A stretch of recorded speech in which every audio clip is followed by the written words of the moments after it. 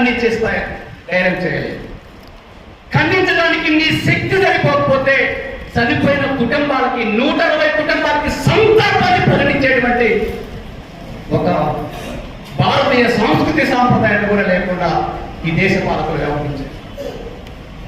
భారతీయులను మనం ఈ విషయాన్ని మనం పాలకులు లేస్తే సంస్కృతి సాంప్రదాయాలు భారతమాత జాతీయత ఎన్ని మాట్లాడినా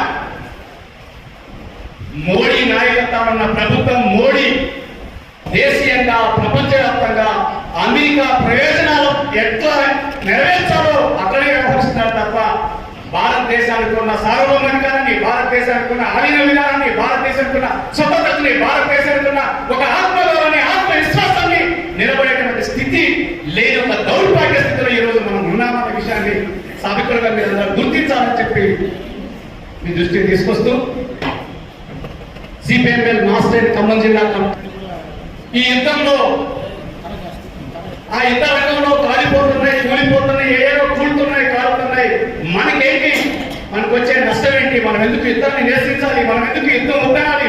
మనం ఎందుకు ప్రపంచ శాంతిని కోరుకోవాలి అని చాలా మంది అనుకోవచ్చు. కానీ యుద్ధం వల్ల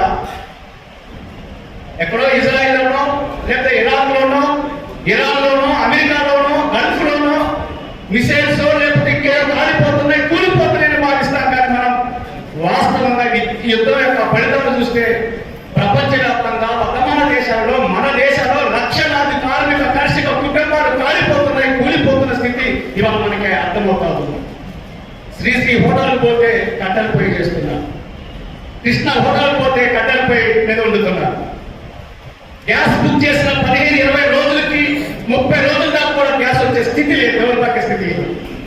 ఇప్పటికే సిఎన్జి గ్యాస్ షార్టేజ్ కూడా 2 లక్షల ట్యాక్సెస్ ఎక్కడ ఆగిపోయాయి, 2 లక్షల కుటుంబాల ఆదాయం కోల్పోయిన స్థితి ఉంది.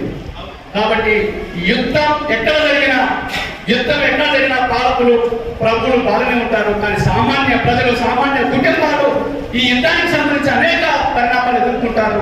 వీటన్నింటినీ చైతన్యం చేసి ప్రపంచ శాంతిని కోరుకునేటువంటి వాళ్ళగా ఈ సెమినార్ నిర్వహించి చైతన్యం చేసే ముందు జరగబోయే పరిణామాల పట్ల ఒక అంతర్జాతీయవాదులుగా, నిజమైన శాంతి కాముకులుగా, భారతీయులుగా మనందరం కూడా యుద్ధాన్ని వద్దనేటువంటి చైతన్యాన్ని ప్రదర్శించేటువంటి కర్తవ్యాన్ని బోధించాలనే లక్ష్యంతో మాస్టర్ని నిర్ణయం తీసుకుంది.